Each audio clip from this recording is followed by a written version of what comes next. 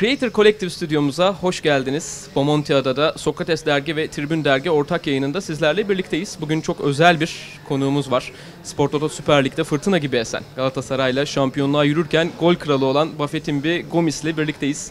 Onunla Dünya Kupası üzerine biraz sohbet edeceğiz. Yanımda Kutay Ersöz var. Evet Kutay, harika bir sezon geçirdi Bafétimbi Gomis. Senin ekleyeceğin şeyler vardır muhtemelen burada. Tabii ki bu sezon inanılmaz goller attı. Çok fazla sayıda gol atarak gol kralı oldu. Türkiye'ye çok önemli yabancı oyuncular geldi ama ilk sezonda bu kadar katkı veren oyuncu olmadı. Gomis bu konuda özel. Ben direkt şunu sormak istiyorum ona. Bu sezon attığı gollerden en çok estetik olarak hangisini beğeniyor?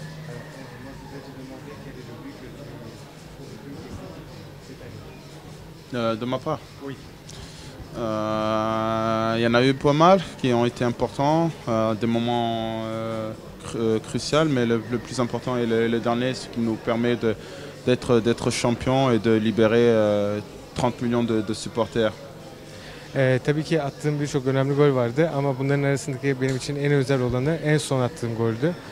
O gol sayesinde şampiyonluk geldi ve 30 milyon insan coşku yaşadı. Tabii tebrik edelim şampiyonluk için öncelikle. Şunu da sormak isteriz. Çok güzel bir sezonun ardından. Yaz nasıl geçiyor? J'avais besoin de passer du temps avec ma famille parce que je me suis beaucoup entraîné et je leur ai pas beaucoup accordé du temps, donc j'ai privilégié de rester en famille et voyager. Tabii bütün bir sezon boyunca hep maçlara gittim. Yani yoğun bir sezon geçirdim. Dolayısıyla şimdi de aileme vakit ayırmam gerekiyor. Onlara çok fazla sezon içerisinde zaman ayıramadım. Dolayısıyla daha çok aile içerisinde kalıp dinlenmeyi tercih ediyorum. Tabii çok fazla futbol gördüğünüz sezon içerisinde fazlasıyla futbola doydunuz muhtemelen ama Dünya Kupası'nda takip ediyorsunuzdur diye düşünüyoruz. Ne kadar sık takip edebiliyorsunuz maçları?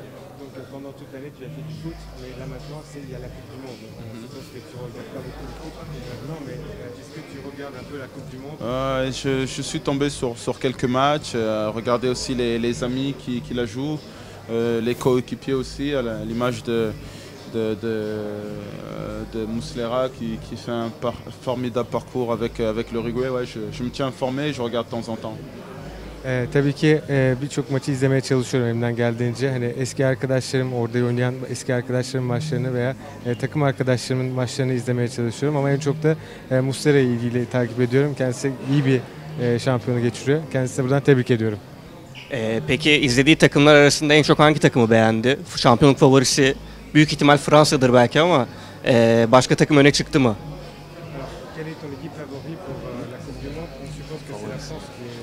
Oui, la France parce que c'est mon pays, mais j'ai la chance d'avoir la double nationalité et puis je supporte aussi le Sénégal de notre ami Badou. Ouais. Tabii Fransa, hani Fransız vatandaşı olduğum için ama aynı zamanda kökenlerim Senegalli olduğu için ve Badou da orada oynadığı için hani Senegal'i de tutuyorum. Oyun olarak en çok hangi takımı beğeniyor şu an oynayanlardan?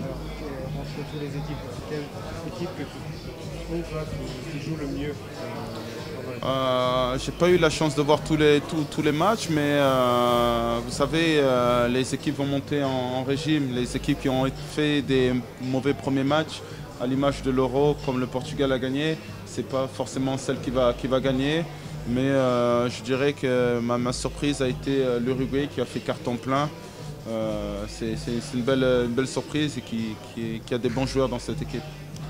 Tabii bütün maçları izleyemedim ancak izlediğim kadarıyla da hani en favori takımlar bile hani kötü maçlar çıkartabildi. Buradaki şu ana kadar izlediğim maçlar arasındaki en iyi performans sergileyen Uruguay oldu. Aynı zamanda çok iyi oyuncular da var içerisinde. Uruguay diyebilirim. Şunu da soralım. Az önce biraz kendisi değindi aslında ama yine izleyebildiği kadarıyla tabii bunu soralım. Takım arkadaşları Nagatomo, Belhanda, Muslera, onların hangisinin performansını daha çok beğenmiş? Muslera gol yememeyi başardı mesela. Grupta çok iyi bir performans ortaya koydu. Diğerlerini mesela Senegal karşısında muhtemelen Nagatomo'yu izlemiştir. Biraz değerlendirebilir mi?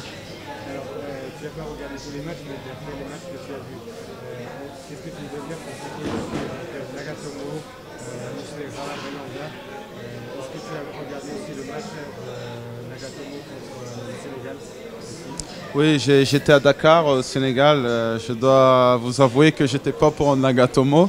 Mais non, ils ont fait des bons matchs. Je suis content que Muslera garde sa cage inviolée. Belhanda, dommage pour lui parce que son équipe s'est fait éliminer. Mais j'arrive à suivre un peu tous mes coéquipiers. Et puis je suis content pour eux qui aient participé à ce grand événement qui est la Coupe du Monde.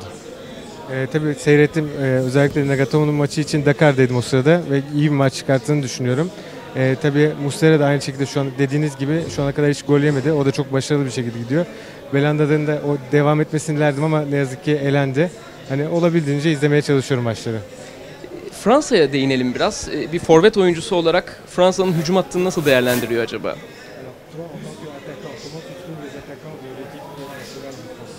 Très bon, très bon.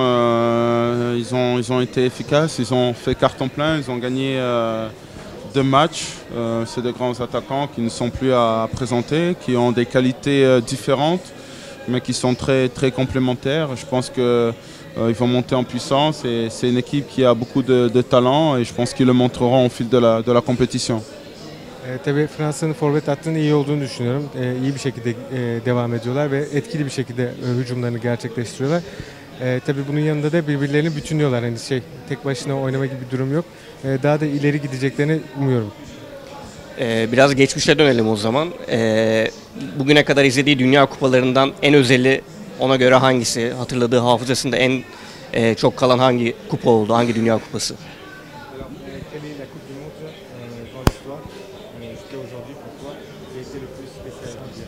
Bah, la première que j'ai regardée, 94, parce que je pense 90 c'était en Italie, j'étais trop petit. Mais ma première Coupe du Monde c'est 94 aux États-Unis où le Brésil avait fait une forte belle impression avec Bebeto, Romario et aussi avec cette équipe africaine qui était le Nigeria qui m'avait marqué. 1994 Dünya Kupası olması gerekiyor. Çünkü 1990'daki Dünya Kupası'nda bir aile küçüktüm. Ama 94'teki Amerika'da düzenlenen kupada Brezilya'nın oynadığı Romario'lu, Roberto'lu takım ve aynı şekilde Nijerya milli takımını çok etkilenmiştim, çok beğenmiştim. Bir de Fransa ile Senegal'in oynadığı 2002 Dünya Kupası var. Türkiye'nin de başarılı olduğu bir turnuvaydı. Senegal'le de karşılaşmıştı o turnuvada. O turnuvayı ne kadar hatırlıyor? Neler var aklında 2002'den? Bizim için özel bir turnuvaydı çünkü.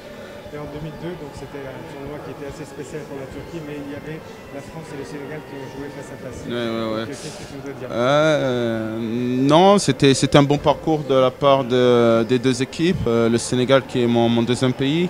J'étais très content de le voir se hisser pour une première à ce niveau-là.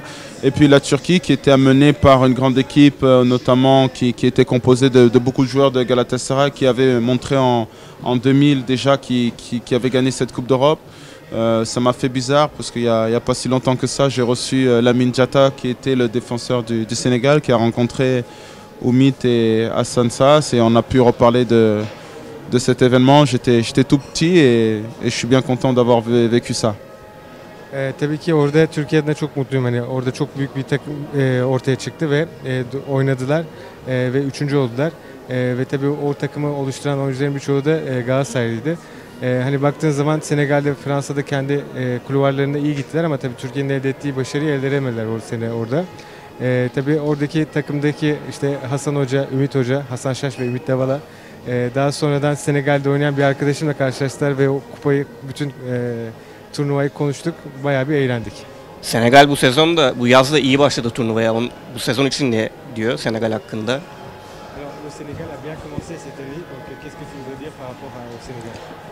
Oui, ils ont bien commencé par cette victoire face à la Pologne. Après, ils ont fait ce match nul qui a été difficile à digérer parce qu'ils ont mené par 2 fois face au Japon.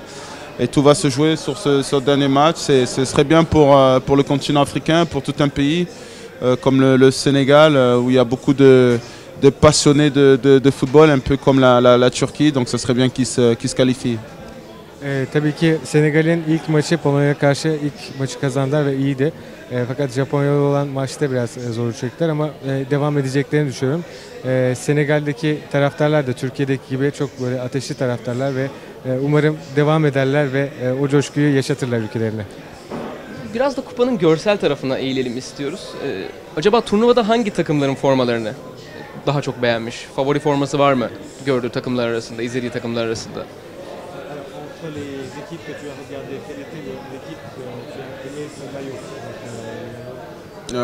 J'ai bien aimé le maillot de l'Argentine, de l'Allemagne, parce que c'est des maillots vintage qui ont été restylés. Et puis j'ai bien aimé parce que ça me rappelle aussi mon enfance.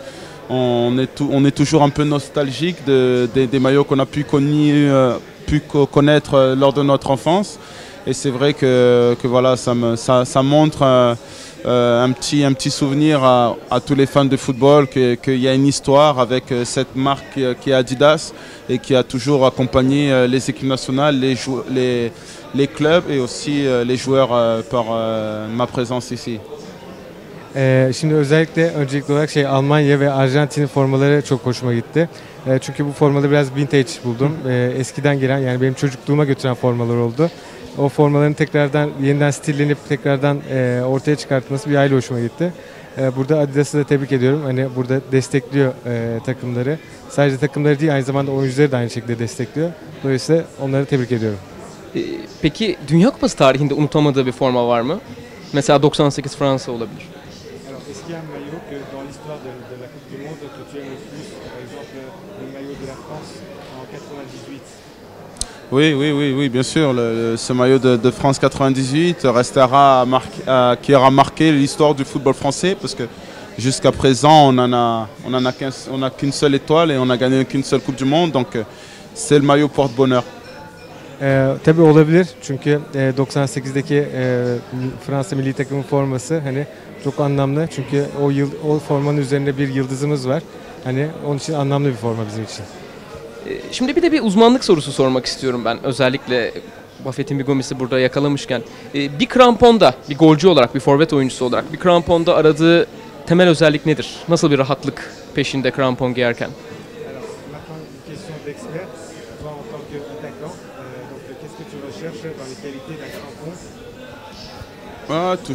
Toujours la même chose, un peu plus de légèreté, de souplesse.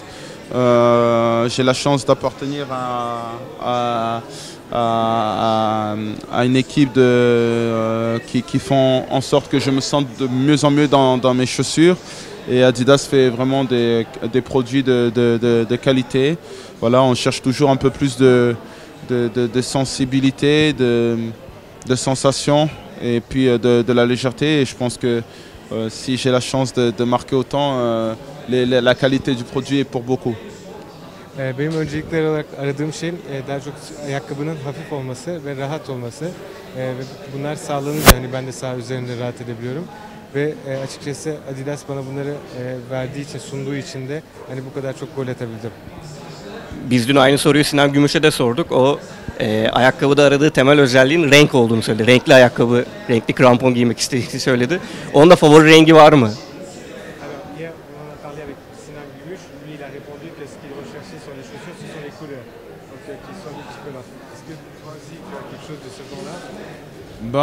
C'est vrai que quand on se sent bien dans une chaussure avec une couleur et qu'on marque beaucoup, on n'aime pas trop changer. Non, c'est bien de mettre un peu plus de couleurs. J'ai été de l'ancienne génération où nous on avait l'habitude de jouer avec des crampons toutes noirs. Et c'est vrai que maintenant avec l'évolution, la modernisation, il y a beaucoup de couleurs et ça change très souvent. Mais non, ça va, ça me gêne pas. Tabii ki hani biz öyle bir jenerasyondan geliyoruz ki renk arıyoruz hani dolayısıyla ben de aynı şekilde renkler arıyorum ama özel olarak seçtiğim bir renk yok. Hani en çok gol attığım bir ayakkabımın rengi varsa açıkçası onu tercih ediyorum. O şekilde. Fransa'nın maçı da başladı şu an. Burada heyecan artıyor. Çok kısa sorularımız var. Onlara dün Sinan'la da aynısını yapmıştık. Kısa sorular, kısa cevaplar isteyeceğimiz bir 6-7 tane sorumuz var. Tek kelimelik cevaplar istiyoruz ondan. Alors, de courtes réponses, parce que le match vient de commencer, de courtes réponses, d'accord, aux questions qu'il va poser. İstanbul'da en beğendiği yer. Alors, l'endroit que tu aimes le plus à Istanbul? TT Arena. TT Arena. Sinan da Florya tesisleri demişti. Sinan avait répondu que c'était Florian. Çalışılmış cevaplar galiba bunlar biraz. Est-ce que vous avez parlé entre vous pour Non, non, non, je ne savais pas. Peki İstanbul'un en sevmediği özelliği?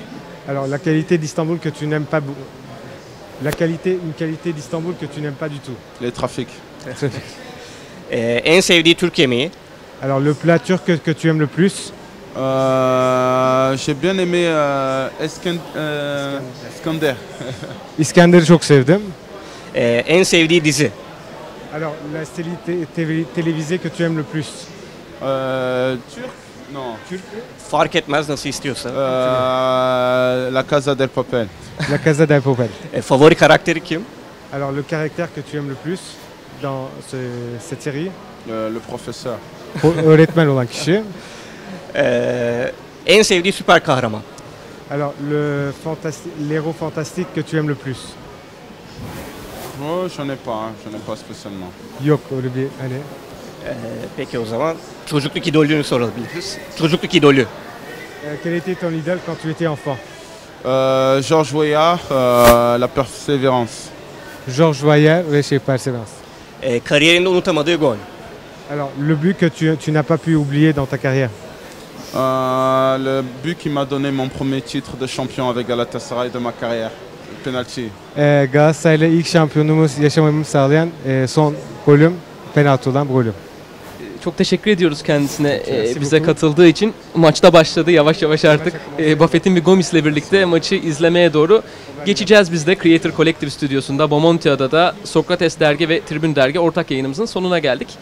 Buradan yayınlarımız devam edecek. Yeniden görüşmek üzere.